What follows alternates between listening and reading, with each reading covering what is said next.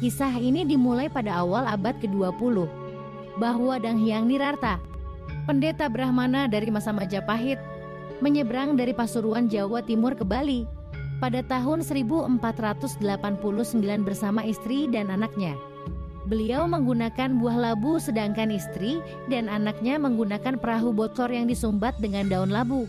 Beliau selamat sampai di tanah Bali Barat karena labu yang ditumpanginya. Beliau bersumpah bahwa tidak akan mengganggu hidup pohon labu dan buahnya sampai keturunan beliau. Kemudian beliau juga dibantu seekor kera yang menunjukkan jalan di hutan. Dan beliau berkata kepada kera, "Semoga keturunanku tidak boleh menyakiti kera."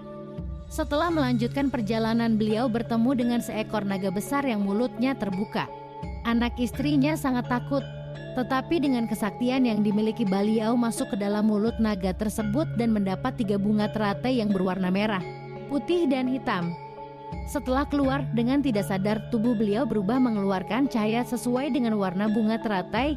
Anak istrinya pun takut melihat beliau dan melarikan diri di tengah hutan tanpa arah. Setelah sekian lama dicari, istri dan anak laki-lakinya bisa berkumpul. Namun Ida Ayu Swabawa ditemukan telah berbadan halus. Sangat memprihatinkan karena beliau diganggu oleh penduduk yang ada di desa Pegametan.